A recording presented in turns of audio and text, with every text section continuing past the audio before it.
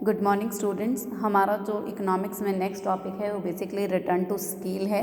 इससे पहले हमने return to a factor discuss किया था, जिसमें ओनली वन फैक्टर जो है वेरिएबल होता है और अदर फैक्टर्स जो होते हैं फिक्स फैक्टर्स होते हैं। क्यों? क्योंकि ये एक शॉर्ट टर्म कॉन्सेप्ट है जिसमें हम सभी फैक्टर्स को वेरिएबल नहीं कर सकते।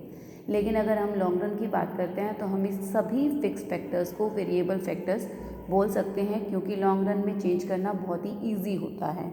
तो return to a scale basically एक लॉन्ग रन कंसेप्ट है जिसमें फैक्टर ऑफ प्रोडक्शन जो है सारे के सारे वेरिएबल होते हैं।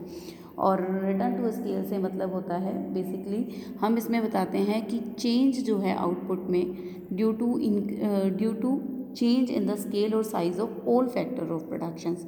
मींस इसमें जो हम आउटपुट में चेंज देखते हैं वो हमारे सभी फैक्टर ऑफ प्रोडक्शन के इंक्रीज़ होने से या उसके साइज़ में चेंज होने की वजह से होते हैं, वो भी सेम प्रोपोर्शन में चेंज। मींस जो इंक्रीमेंट किया जाता है फैक्टर ऑफ प्रोडक्शन के इनपुट्स में वो सेम प्रोपोर्शन में किया जाएगा, जिसे हम रिटर्न टू स्केल बोलते हैं। और इसमें चीज़ ध्यान रखना कि इसमें स्केल जो है वो चेंज होता है, लेकिन फैक्टर्स की जो रेशो है वो कांस्टेंट रहती है। मींस सेम प्रोपोर्शन में चेंज किया जाता है। अगर आपका फिक्स फैक्टर 100% से चेंज है तो वेरिएबल फैक्टर्स भी 100% से चेंज होंगे। अगर आपका कैपिटल में 100% चेंज है तो आपके लेबर में भी 100% चेंज होगी। ठीक है, तो रिटर्न टू स्केल में ये चीज़ ध्यान रखने वाली है कि जितने भी फैक्टर ऑफ प्रोडक्शन में चेंज आएगा या इंक्रीज़ होगा या डिक्रीज़ होगा वो सेम प्रोपोर्शन में होगा, परसेंटेज चेंज होगा वो इक्वल होगा। ठीक है, अब हम बात करते हैं रिटर्न टू स्केल के डिफरेंट आस्पेक्ट के बारे में। तो इसमें भी यही कहा जाता है कि इसके 3 बेसिक आस्पेक्ट हैं, जैसे हम increasing return to scale, constant return to scale and diminishing return to scale में अलग अलग करके डिस्कस करेंगे। तो इंक्रीजिंग रिटर्न टू स्केल का मतलब होता है कि हमारा जो परसेंटेज चेंज इन आउटपुट होता है वो बेसिकली इंक्रीज होता है किसमें? More than the proportionate increase in factor of production. Means output का जो इंक्रीमेंट है वो फैक्टर ऑफ प्रोडक्शन के प्रोपोर्शनेट मीन्स परसेंटेज चेंज से ज़्यादा होता है, जिसे हम इस ग्राफ के थ्रू भी शो कर सकते हैं।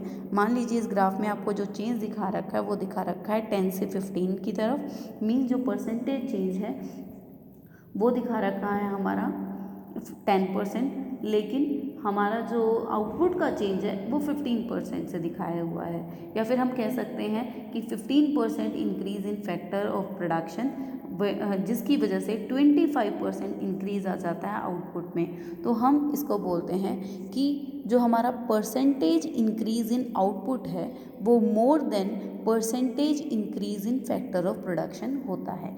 ये बेसिकली किस वजह से होता है? तो इसका जो बेसिक रीज़न रहता है वो रहता है आपकी इकोनॉमीज़। हमने इकोनॉमीज़ ऑफ स्केल आपने सुना होगा वर्ड, नहीं सुना है तो कोई बात नहीं, हम इसको 1 बाय 1 आगे डिस्कस करेंगे कि इकोनॉमीज़ ऑफ स्केल क्या होता है। ठीक है, तो इंक्रीजिंग रिटर्न टू स्केल का अगर बेसिक रीज़न पूछा जाए तो इकोनॉमीज़ ऑफ स्केल होती है। ठीक है, सेकेंड बात आती है आपके पास constant return to scale. Constant return to scale में जो परसेंटेज इंक्रीज इन आउटपुट होता है वो basically percentage change in factor of production के इक्वल होता है। मींस इसमें सेम प्रोपोर्शन में चेंज आएगा आपके आउटपुट में भी और फैक्टर ऑफ प्रोडक्शन में भी। मींस अगर फैक्टर ऑफ प्रोडक्शन 10% से इंक्रीज कर रहे हैं तो आउटपुट भी सेम प्रोपोर्शन में इंक्रीज करेगा। ठीक है, इसे हम बोलते हैं कांस्टेंट रिटर्न टू स्केल। और इसका बेसिक रीज़न होता है अगर हमारी इकोनॉमीज़ ऑफ स्केल और हमारी डिस इकोनॉमीज़ ऑफ स्केल एक दूसरे से बैलेंस होती हैं, इक्वल हो जाती हैं, वहाँ पर हम बोलते हैं कि कांस्टेंट रिटर्न टू स्केल है। ठीक है, और ये ग्राफ इसको आपको अच्छे से एक्सप्लेन कर देगा। नेक्स्ट आपके पास बात आती है diminishing return to scale. Diminishing, इसके नाम से ही पता चलता है कि परसेंटेज इंक्रीज इन आउटपुट जो है वो percentage increase in all factor of input से कम रहता है। मींस अगर आपके फैक्टर ऑफ प्रोडक्शन में चेंज 15% है तो फिर आउटपुट का जो परसेंटेज चेंज होगा वो 15 से कम हो, तो इस सिचुएशन को हम बोलते हैं डिमिनिशिंग रिटर्न टू स्केल। और इसका मेन रीज़न होता है diseconomies of scale. Clear है ये बात कि हमारा रिटर्न टू स्केल क्या होता है और इसके क्या बेसिक एस्पेक्ट्स हैं और इसके क्या बेसिक कारण होते हैं। अब हम डिस्कस करेंगे आगे डिफरेंट इकोनॉमीज ऑफ स्केल, चाहे वो इंटरनल है एक्सटर्नल है। ठीक है, तो इनको हम 1 बाय 1 आगे डिस्कस करेंगे। Thank you.